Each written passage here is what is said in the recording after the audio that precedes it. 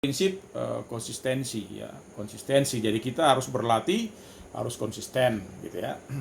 Kemudian kita memperhatikan juga yang namanya prinsip spesifikasi, prinsip progresif, prinsip individualizingnya ya, atau individualnya, prinsip tahapan-tahapan latihannya, dan prinsip periodisasi, pentahapan-pentahapan secara bertahapnya ya, dalam kita menggunakan periodisasi. Ya, kalau Anda melihat yang namanya overload ya, kita mungkin sudah tidak asing ya dengan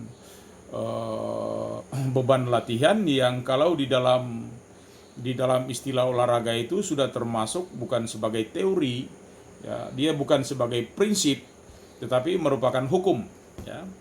Jadi kalau saya bilang itu adalah hukum overload.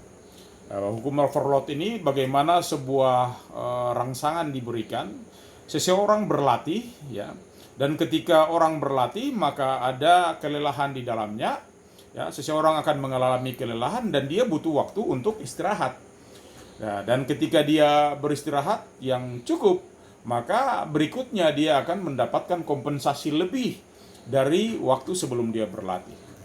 Jadi orang harus berlatih di atas ambang rangsang ya. Ini yang perlu untuk kita ketahui.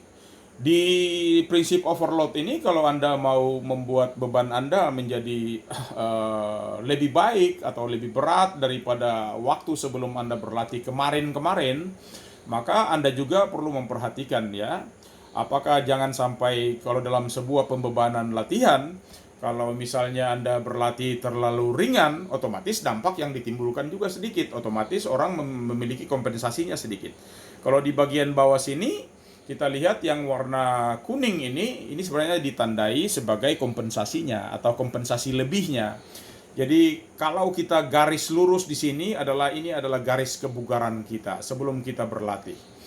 Ya, dan peningkatan kebugaran jasmani kita itu sangat ditentukan oleh treatment yang kita lakukan, atau latihan yang kita lakukan, atau stimulus yang kita peroleh.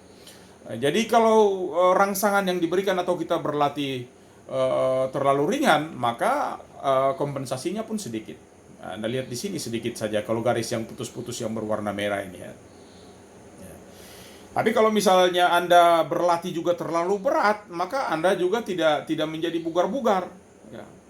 Tapi justru Anda menjadi kelelahan, dan kalau sudah menjadi kelelahan, otomatis Anda akan tidak bertambah bugar, tapi justru sebaliknya mungkin unfit ya, unfit.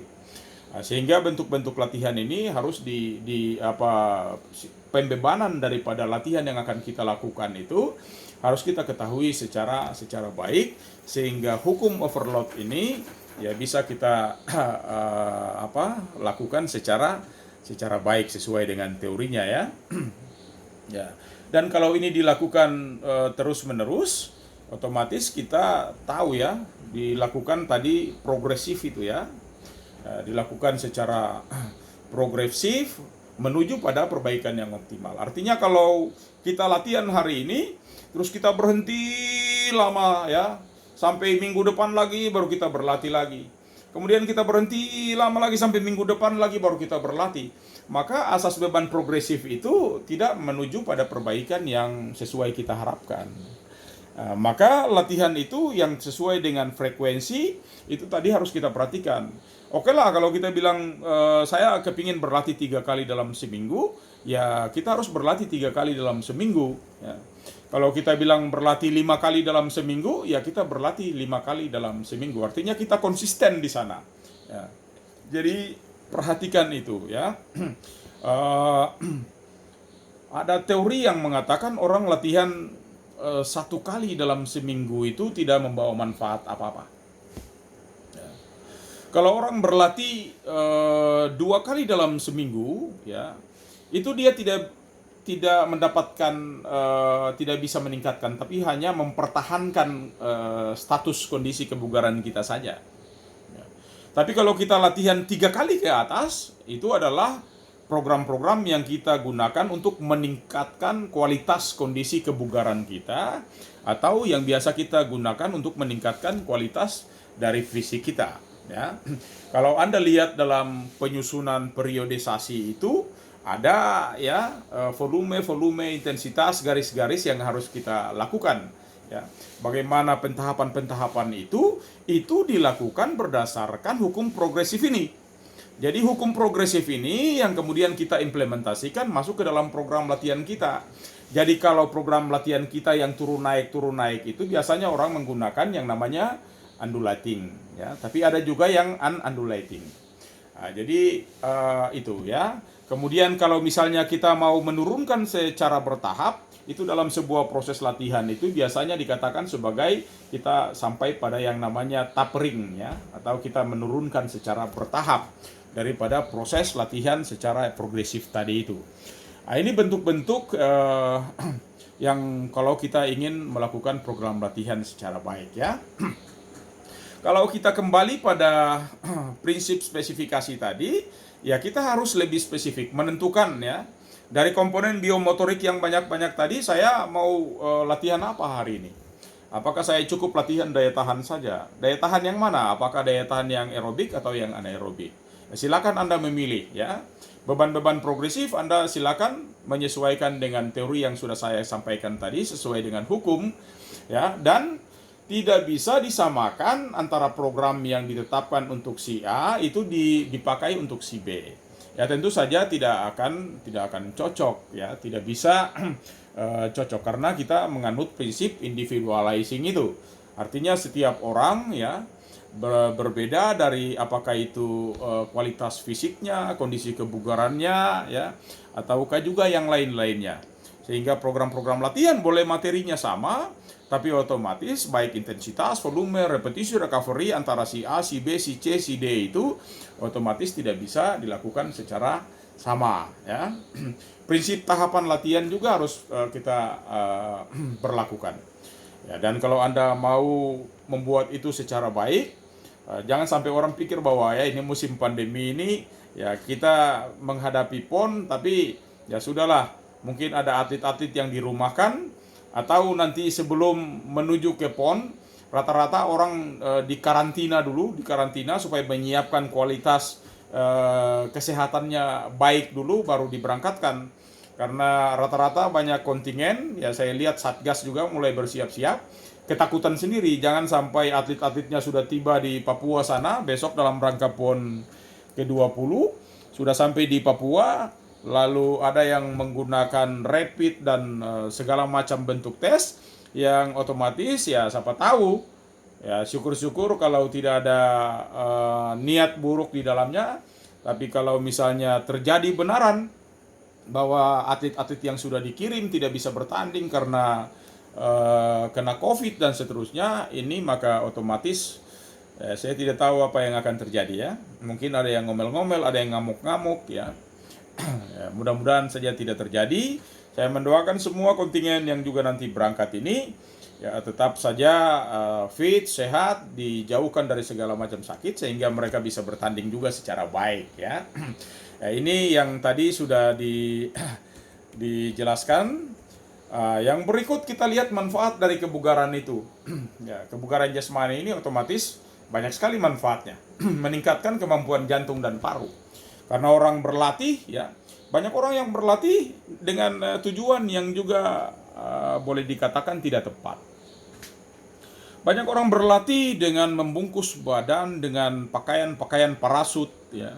Pakaian-pakaian press itu, pakaian-pakaian yang nilon yang menyerap panas dan itu disengaja dirangsang digunakan untuk bisa mengeluarkan cairan yang banyak dari tubuh, apakah itu dalam bentuk keringat atau yang lain. Ya. Mudah-mudahan kalau kita untuk meningkatkan kemampuan jantung paru, ya tidak harus menggunakan jaket-jaket parasut dan seterusnya, parasit, ya, jaket-jaket press dan seterusnya itu. Ya, kita berjalan, kita berlatih, ya, kita berlari dan seterusnya itu otomatis kualitas otot kita akan terlatih, termasuk otot jantung kita juga akan terlatih.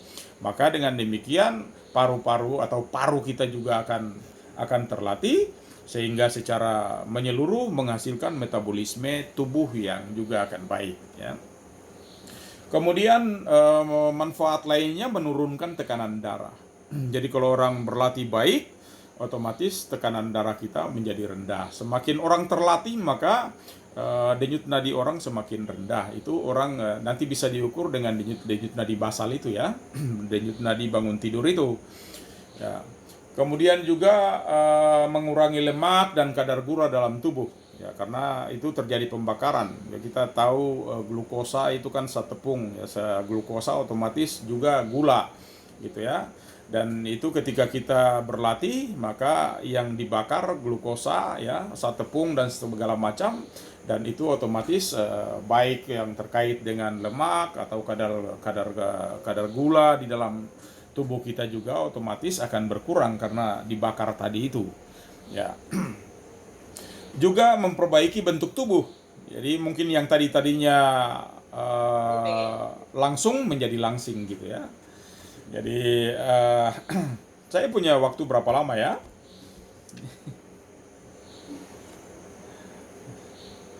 Ibu Christine, saya punya waktu masih ada ya? Siap. Masih ada Pak, 12 menit lagi Pak. Siap. Oh iya Pak, pardon. Baik, jadi mengurangi risiko terkena penyakit jantung koroner itu. Ya, memang ada yang turunan, tapi kita berharap tidak sampai ke sana. Kita tetap mampu ketika kita berada dalam kondisi fit, maka ya jantung kita akan terlatih baik. Hati-hati, seluruh tubuh kita ini bisa beristirahat dengan baik dan ada waktunya untuk beristirahat. Tapi yang tidak pernah beristirahat adalah jantung. Tapi kalau ada yang mau kepingin jantungnya beristirahat sehari, ya tidak apa-apa. Ya, jantungnya beristirahat dulu sehari dan selamat malam pasti akan segera pulang ke rahmatullah gitu ya. Ya, jadi kita karena jantung itu sama sekali tidak pernah beristirahat, maka kita perlu untuk memelihara jantung itu secara baik. Bagaimana memeliharanya? Ya, kita harus berlatih. Ketika kita bugar, maka jantung kita akan semakin lambat degupnya ya. Ketika dia semakin lambat, dia juga lambat baru lelah. Ya, sama dengan orang lari sprint itu. Kalau dia lari sprintnya larinya cepat, maka dia cepat lelah. Tapi kalau dia larinya perlahan-lahan, maka dia juga tidak mudah lelah. Sama dengan jantung. Ketika jantung bekerja cepat-cepat terus begini, maka kita akan segera sampai ke garis finish, yaitu is dead gitu ya.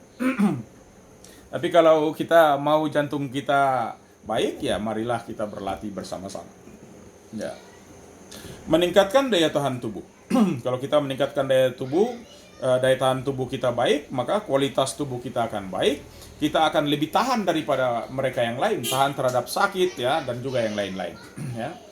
Meningkatkan fleksibilitas. Ya, ini teori-teori mengatakan seperti itu, bahwa orang yang sering berlatih itu memiliki kualitas fisik yang lebih baik dibandingkan rata-rata orang yang tidak berlatih. Ya, otomatis ada yang tidak berlatih pun ada yang sudah mendapat fleksibilitasnya dari bawaan lahirnya. Tapi ada yang mendapatkan fleksibilitas itu karena latihan. Dan mendapatkan fleksibilitas karena latihan itu juga mudah hilang. Ya, kalau kita duduk diam saja seperti ini, duduk di tempat diam ya, sampai setengah jam saja fleksibilitas kita sudah berkurang. Sampai 1 jam, 2 jam, apalagi lebih berkurang lagi banyaknya. Sehingga atlet-atlet kita yang nanti akan, atau nanti Anda yang siap untuk bertanding di kejuaraan-kejuaraan ya, atau di PON nanti besok-besok, ya Anda jangan sampai duduk terlalu lama. Karena ketika Anda duduk terlalu lama, ya kualitas fleksibilitas Anda akan menurun, maka otomatis Anda menjadi kaku dan Anda membutuhkan waktu yang lebih panjang lagi untuk bisa mengembalikan posisi fleksibilitas Anda ke yang semula. Ya. Menghindari kegemukan. Ya, kalau orang berlatih terus, maka otomatis dia berat badannya terpelihara, bahkan bisa diturunkan. Tapi kalau orang berlatih tidak teratur, justru merangsang untuk tubuhnya menjadi lebih tambah gemuk. Jadi kalau orang berlatih dia kurus gitu. Ketika dia sudah berhenti berlatih, maka otomatis bentuk badannya akan bisa bertambah gemuk ya, bertambah subur. Ya. Mengurangi stres. Ya, jadi kita usahakan berlatih Ya, atau siapa yang mungkin stres karena di rumah banyak orang, mungkin istri terlalu sering ngomel, atau bapak sering ngomel, atau kakak adik sering ngomel, ya berolahraga maka itu akan segera hilanglah. Tapi kalau berolahraga jangan sampai dengan muka masam-masam tetap stres terus, nah, itu jadi masalah itu. Tidak, orang di bagian terakhir itu kan untuk meningkatkan rasa kebahagiaan. Karena orang berlatih olahraga itu kan merangsang yang namanya hormon endorfin itu, ya. Endorfin itu akan keluar dan orang menjadi happy. Tapi kalau orang ada berlatih sambil marah-marah, ya bagaimana dia bisa menjadi lebih happy? Itu tidak akan mungkin terjadi, ya. Hingga ini menjadi penting. Nah, maka faktor-faktor yang ikut ya memengaruhi kebugaran kita, ya, yaitu yang pertama adalah makanan bergizi. Jadi di situasi COVID sekarang ini juga kita dituntut untuk tetap makan makanan bergizi, ya. Yang kedua, kita istirahat cukup. Kalau biasa tidur 8 jam ya tetap kita menggunakan tidur 8 jam gitu. Kalau ada yang biasanya tidur 8 jam tapi kemudian sekarang dia cuma tidur 2 jam, nah ini bermasalah gitu. Lalu sering berolahraga. Ini kalau orang istirahat, makan banyak, tidak berolahraga, maka siap-siap untuk semakin di depan, seperti Yamaha, ya. Jadi otomatis perut kita akan semakin ke depan, ya. Pinggang kiri kanan kita juga akan semakin mengembang, dan kita akan berubah dari ectomorph atau mesomorph menjadi yang endomorph, ya. Dan yang berikut adalah hiburan. Kita butuh di suasana sekarang ini happy, ya. Jadi kalau penjas di sekolah itu ya harus funky, karena penjas itu identik dengan kata fun, ya. Jadi kita harus bergembira, happy, ya. Ada variabel antara di antaranya itu yang kita kenal dengan student well-being itu, ya, kebahagiaan, ya, kebahagiaan siswa. Sama dengan kita, ketika kita happy, kita bahagia, kita funky, ya, kita senang, ya, kita sering bergembira, sering terlibat dalam berbagai hiburan, maka otomatis imun kita akan naik, dan otomatis kesehatan kita juga pasti akan menjadi lebih baik. Sama seperti yang tadi sudah disampaikan oleh Pak Dekan tadi, ya, untuk menaikkan imun, ya, ingatan pikiran kita harus tetap enjoy. Ya, jangan sampai pikiran kita kalut terus, kening kita berkerut terus, sehingga akhirnya kita bukan bertambah happy, tapi kemudian kita bertambah sakit, ya. Dan ini mungkin yang terakhir, ya, otomatis kita berharap kebugaran kita akan baik, karena dengan kebugaran kita yang baik, maka ada peningkatan dari sistem sirkulasi tubuh kita, ya. Sistem kerja jantung kita akan semakin baik, dan kita akan semakin fit, sehingga ketahanan tubuh kita juga akan menjadi semakin baik, ya. Kemudian kalau kita bugar, otomatis terjadi peningkatan dari sisi kekuatan kita, ya, dari sisi ketahanan, kecepatan, stamina, dan lain-lain, seperti yang komponen kebugaran yang tadi di depan itu ada 10 itu, ya. Dan yang berikut adalah terjadi juga ekonomisasi gerak dalam latihan. Jadi kalau orang yang kondisi kebugarannya baik, maka dia bergerak dengan menggunakan sedikit energi. Ya, tidak terjadi pemborosan energi di sana, sehingga dia masih tetap menjadi stabil. Sedangkan yang bagian terakhir adalah pemulihan kita lebih cepat. Jadi kalau kita berlatih di rumah, nanti hitung-hitung, ya, saya berlatih sama-sama, orang lain sudah fit, sudah bisa ketawa-ketawa, sudah bisa cerita-cerita dengan orang lain. Kok saya lama sekali, ya? Saya sampai sudah setengah jam, sudah 1 jam, malah kondisi saya tidak stabil. Saya masih tetap mengeluarkan keringat terus-menerus, dan degup jantung saya masih tetap cepat. Ini berarti pemulihan kita tidak bagus, kondisi fit, kondisi kebugaran kita tidak bagus. Saya kira itu yang bisa saya sampaikan, hingga saya sarankan sekali lagi di musim atau di saat pandemi seperti ini, Mari kita masing-masing kita tetap memelihara kondisi tubuh kita, jangan lupa ya tetap berolahraga sebagaimana mematuhi koridor-koridor yang sudah disampaikan tadi. Tidak harus sehebat-hebatnya seperti seorang atlet, tetapi kita hanya sebagai non-atlet saja. Yang penting kita memelihara kebugaran jantung kita sehingga sistem sirkulasi darah kita semua bisa menjadi baik. Saya kira itu yang bisa saya sampaikan. Atas perhatian saya ucapkan terima kasih. Nanti mungkin akan berkembang ketika ada diskusi atau pertanyaan-pertanyaan dan kita bisa berdiskusi bersama. Saya kembalikan kepada Bapak Moderator. Baik, terima kasih Pak